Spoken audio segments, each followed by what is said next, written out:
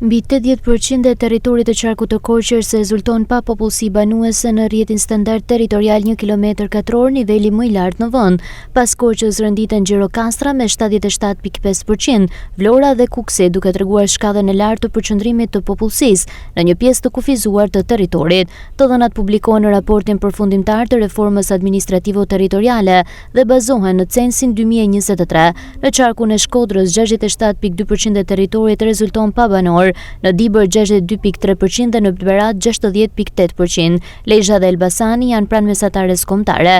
Në kaun tjetër përqendrimi më i madh i popullsisë në territor vërehet në Durrës, ku vetëm 20.6% e sipërfaqes rezulton pa banor. Fieri ka 39.9% territor bosh, ndërsa qarku i Tiranës 43.7%. Raporti vlerëson se mesatarisht rreth 57% e territorit të bashkive shqiptare nuk ka popullsi në qelizat 1 km².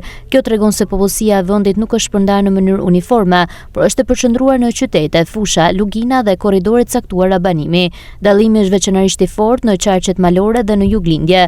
Korça, megjithëse ka një nga qendrat urbane më të konsoliduara të vendit, ka një territor të gjerë ku popullsia është e rrallë ose mungon. E njëjta dukuri shihet në Gjirokastër, Kukës dhe një pjesë të qarkut të Vlorës. Kjo strukturë ka rëndësi të drejtë për reformën territoriale. Një bashki ose qark mund të ketë një qendër urbane relativisht të dendur, por njëkohësisht të administrojë sipërfaqe të mëdha me shumë pak banor.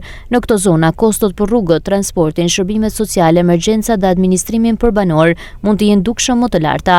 Raporti nënvizon pikërisht këtë problem kur shpjegon se dënësia tradicionale popullsi për kilometër² nuk mjafton për të kuptuar mënyrën se si banohet realisht territori. Për këtë arsye analiza plotësohet me dënësinë e perceptuar dhe me tregues të përqendrimit hapësinor të popullsisë.